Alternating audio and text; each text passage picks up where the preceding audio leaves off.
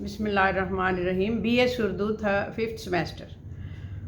अलीगढ़ तहरीक का तारुफ, जो कि सर सैयद अहमद ख़ान के ताहालात के बगैर मुकम्मल हो ही नहीं सकता। बर्रसगीर की आबो हवा, ज़रखेज़ी, जोग्राफियाई हालात और खुद कफ़ालत की वजह से बिल्कुल साकिन मुआशरा था। पुरसकून लोग थे जो अंग्रेज़ों की आमद से नए अफकार से रोशनास हुए और नए मसाइल से दो चार हुए, और सवाल पैदा हुआ कि नए हालात में कैसे ज़िंदा रहा जाए। अहले दानिश के मुख्तलिफ ग्रोह इसी बात पर गौर करने लगे और अपने माहौल, समाजी मनसब और मजहबी साख्त, ज़हनी मजहबी दोनों के लिहाज से ज़हनी साख्त के मुताबिक जवाब लाए। इनमें शाह वलीउल्लाह थे, जिन्होंने नए हालात को समझा, महसूस किया और आने वाले ख़तरात की चाप को काफ़ी पहले महसूस कर लिया। इन्हीं के पैरोकारों में सर सैयद अहमद ख़ान भी थे। और यही ज़माना था जब हिंदुओं में राजा राम मोहन राय ने ब्रह्म समाज की बुनियाद डाली, जिसने अकायद में ईसाईयत, जदीद साइंस और जदीद फ़लसफ़ा से इस्तिफ़ादा किया।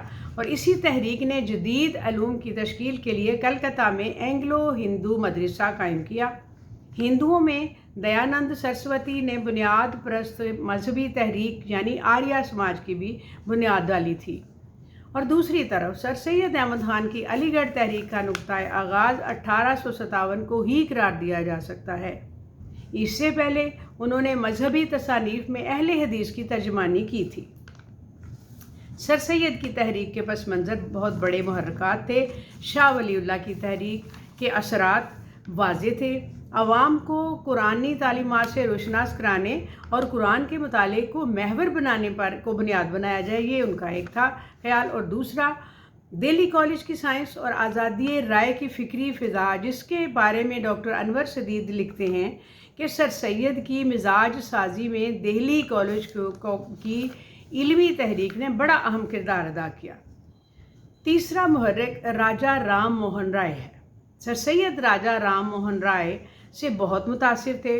और डॉक्टर अशरफ लिखते हैं कि मगरबी तहज़ीब, अंग्रेज़ी तालीम, पार्लियामेंट्री हुकूमत, इस्लाह मुआशरा, अक़लियत पसंदी, अखबार नवीसी, हत्ता के सादा तर्ज़ तहरीर और कोई भी ऐसा क़ीदा नहीं था जिसमें सर सैयद राजा राम मोहन राय के कदम ब कदम न चले हों। चौथा मुहर्रिक सर सैयद अहमद ख़ान का सफ़र लंदन था। वहाँ की इल्मी, अदबी फ़ज़ा और मुआशरत के बाज़ पहलुओं से सर सैयद खासे मुतासिर हुए, जिसका तज़किरा साइंटिफिक सोसाइटी गज़ट में शाया होने वाले अपने खतूत में किया, जिसका शदीद रद्द अमल हुआ। 1857 के बाद सर सैयद ने गाज़ीपुर में मदरसा साइंटिफिक सोसाइटी कायम किया। बाद में सर सैयद अलीगढ़ तब्दील होकर आ गए तो साइंटिफिक सोसाइटी का दफ्तर भी यहाँ पर मुंतकिल हो गया। यही सोसाइटी आगे जाकर अलीगढ़ तहरीक कहलाई और उसी का दूसरा नाम जो था वो ठहरा। और अलीगढ़ के मकासद के 4 पहलू थे। सियासी पहलू, सर सैयद बहसीयत मिल्लत बुका के ख्वाहां थे।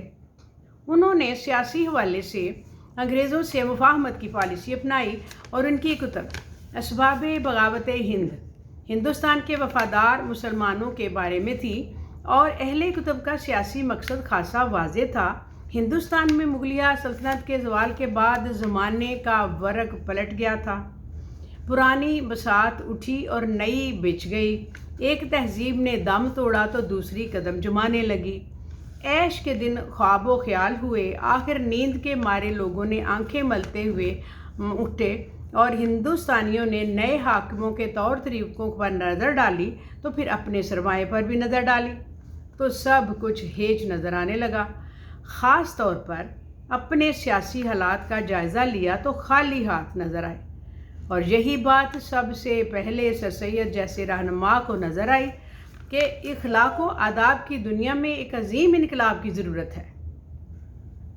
धुन के पक्के थे, जिस काम में लग गए और कौम की काया पलट देने का फ़ैसला कर लिया और सोतों को झंझोड़ कर जगाया। खोया हुआ वक़ार हासिल करने, एतमाद बहाल करने, फ़िक्र अमल के जज्बा पर से रोशनास कराया और मुख्तसर ये कि कौम को दबाव से निकाला। वो एक हमागीर शख्सियत के मालिक थे। ख़ास तौर पर हिंदुस्तानी मुसलमानों की ज़िंदगी के हर शोबे की खामियों और खूबियों का उन्होंने गहरी नज़र से मुतालिया किया था। मजहबी पहलू क्या था? सर सैयद कुरान की इसको अक़ल के हवाले से तफ़हीम करना चाहते थे। इसीलिए उन्होंने तफसीरात अहमदिया, खुतबात अहमदिया लिखी और एक नए अंदाज में ये बताया कि सूद और जहाद और मोजज़ात के नए अंदाज भी हो सकते हैं, और अपना जो मौक़िफ़ अपनाया वो मिल्लत मुस्लिमा को नाकाबिले कबूल था। सर सैयद ने जब तावीलों का सहारा लिया तो इनकी मुखालफत का तूफ़ान बर्पा हो गया। लिहाजा सर सैयद ने चारों तरफ अपने लिए महाज खोल लिए। अदबी पहलू: सर सैयद ने फोर्ट विलियम कॉलेज के मुसन्निफ़ीन की कहानियों के सादा तरीक़ाकार नसर को अपनाने पर जोर दिया, और गालिब ने खतूत में जो सादा बोलचाल के करीब अंदाज़ बयान अपनाया था, सर सैयद ने सांसी अलूम की तफ़हीम के लिए सादा और सलीस अंदाज बयान इख्तियार करने का इरादा किया, जो एक तरफ से सादा, दिलचस्प और बोलचाल के करीब था, और दूसरी तरफ इस कदर वसअत का हामिल था कि साइंसी अलूम के मुतालिब का बार उठा सकता था। अलीगढ़ ने मज़मून नवीसी इंशाइया के असनाफ़ को मुतारिफ़ कराया, नीज़ अदब बराए ज़िंदगी का नज़रिया मुतारिफ़ कराया, जिसको उनके रुफ़क़ा और मुआवनीन ने आगे बढ़ाने में अहम किरदार अदा किया। उन रुफ़क़ा में मौलवी चिराग अली, ज़काउल्ला, वक़ारुल मुल्क, शिबली, नज़ीर अहमद, हाली काबिल ज़िक्र हैं। मोहसिनुल मुल्क भी सर सैयद अहमद खान के ख़ास रुफ़क़ा में शामिल थे। सर सैयद अहमद खान की सलाहियतों का अंदाज़ा लगाना और कम उसको किसी तरह से भी मुश्किल है, क्योंकि उन्होंने जब हिंदुस्तानियों के हालात पर गौर किया तो उनकी ज़िंदगी बेहतर बनाने की कोशिश शुरू कर दी थी, और उनकी ये कोशिशें किसी एक मैदान में महदूद न रहीं, बल्कि हर शोबा ज़िंदगी के मसाइल भरपूर तवज्जो से उन्होंने हर मैदान, हर शोबा में हाथ चलाने शुरू कर दिए।